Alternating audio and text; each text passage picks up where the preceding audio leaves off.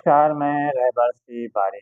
आज के इस बुलेटिन में बात होगी ईरान-इज़राइल युद्ध की, बात होगी एटम बम के उपयोग किए जाने की, बात होगी वरुण गांधी के अमेठी से चुनाव लड़ने की अटकलों की, बात होगी मायावती के 14 अप्रैल को किए जाने वाले बड़े ऐलान की और अंत में बात होगी कि क्या वाकई एनडीए गठबंधन पर हावी हो रहा है। शुरुआत करते हैं आज की सबसे बड़ी खबर से। पूरी दुनिया इस वक्त तीसरे विश्व युद्ध के मुहाने पर खड़ी हो गई है। ईरान और इसराइल के बीच कभी भी युद्ध छिड़ सकता है। ज़्यादातर बीते दिनों ही सीरिया के दमिश्क में स्थित ईरानी वाणिज्य दूतावास पर रॉकेट से हमला हुआ था, जिसमें ईरान के एक कमांडर के साथ कई अन्य भी मारे गए थे। इसके बाद से ही ईरान लगातार इसराइल पर हमला किए जाने की धमकी दे रहा है और लगातार इसको लेकर तैयारियां भी की जा रही हैं। इस बीच इसराइल ने भी इससे भागते हुए अपने सभी देशों में मौजूद दूतावासों को अलर्ट कर दिया है। इसके साथ ही लोगों को कुछ क्षेत्रों में निकलने से भी रोक दिया है। उधर अमेरिका ने भी ईरान को धमकी दिया है कि अगर उसने इसराइल पर हमला किया तो इसके बुरे परिणाम सामने आएंगे। हालांकि ईरान इन सभी को दरकिनार करते हुए लगातार हमले की तैयारियों में जुटा हुआ है। माना जा रहा है कि यदि ईरान हमला करता है तो इसके साथ में रूस और चीन के अलावा उत्तर कोरिया भी ईरान के समर्थन में उतर सकता है। यदि ऐसा होता है तो इसराइल के समर्थन में अमेरिका के अलावा ब्रिटेन, फ्रांस, जर्मन भी आ सकते हैं। ऐसे स्थिति बनने पर तीसरा विश्व युद्ध छिड़ सकता है और इसमें एटम बम का प्रयोग भी किया जा सकता है, क्योंकि बात किया जाए तो इसराइल के पास तो एटम बम है, लेकिन हालांकि ईरान जो है प्रत्यक्ष रूप से एटम बम उसके पास नहीं है, लेकिन ऐसा माना जा रहा है कि अप्रत्यक्ष रूप से ईरान ने भी परमाणु बम को तैयार कर लिया है। इसके अलावा हम अगर उत्तर कोरिया की बात किया जाए, चीन की बात किया जाए और रूस की बात किया जाए, तो इनके सभी के पास परमाणु बम मौजूद हैं जो ईरान को सप्लाई कर सकते हैं।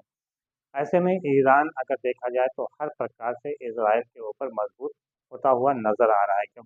हालांकि अगर बात किया जाए तो ज़मीनी जो सेना है उसमें इसराइल की सेना ईरान की सेना के तुलना में मजबूत है, लेकिन यदि टैंकरों की संख्या मानी जाए तो ईरान के पास टैंकरों की संख्या इसराइल के टैंकरों की संख्या से काफ़ी अधिक है। इसके अलावा ड्रोन, जो कि ईरान का सबसे मजबूत हथियार माना जाता है, वो इसराइल से काफ़ी उत्तम है और काफ़ी आगे है। ऐसे में यदि ईरान हमला करता है इसराइल के ऊपर तो इससे इसराइल में तबाही भी आ सकती है और फिर तीसरा विश्व युद्ध भी छिड़ सकता है।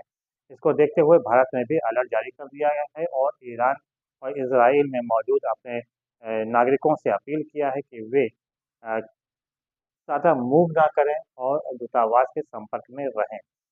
माना जा रहा है कि 24 से 48 घंटे में कभी भी ईरान इसराइल के ऊपर हमला बोल सकता है।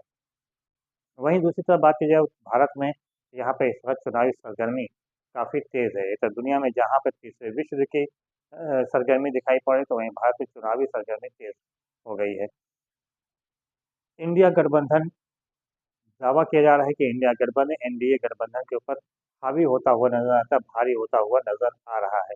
हालांकि फिलहाल ऐसा कहीं दिख भी नहीं रहा है, लेकिन जिस प्रकार से इंडिया गठबंधन मजबूती के साथ आगे बढ़ रहा है और राहुल गांधी, प्रियंका गांधी के अलावा गठबंधन के अन्य लोग जिस प्रकार से नेता जो हैं जिस प्रकार से दावा कर रहे हैं, उससे ऐसा लगता है कि दोनों के बीच कांटे की टक्कर होने जा रही है। हालांकि प्रधानमंत्री नरेंद्र मोदी लगातार अपने जनसभाओं में 400 पार का नारा बुलंद कर रहे हैं। उधर वरुण गांधी के अमेठी से चुनाव लड़ने की अटकलें काफ़ी तेज हो गई हैं। रायबरेली से प्रियंका गांधी का चुनाव लड़ना लगभग तय हो गया, सिर्फ घोषणा होना शेष रह गया है। वहीं जो बात सामने आ रही निकल कर वो ये है कि वरुण गांधी पर कांग्रेस और समाजवादी पार्टी संयुक्त उम्मीदवार अमेठी से उतार सकता है। अगर ऐसा होता है तो फिर स्मृति ईरानी के लिए काफ़ी कठिन हो जाएगा चुनाव जीतना और काफ़ी दिलचस्प भी होगा कि जो कुछ दिन तक पहले तक भारतीय जनता पार्टी का फैसला रहा हो, वो अब इंडिया गठबंधन के समर्थन से अमेठी में चुनाव लड़ा। बहरहाल तो आने वाला वक्त ही बताएगा कि राजनीति किधर और किस तरफ करवट लेती है। फिलहाल रहबर तिवारी को दीजिए इजाज़त। बहुत बहुत धन्यवाद। जय हिंद, जय भारत।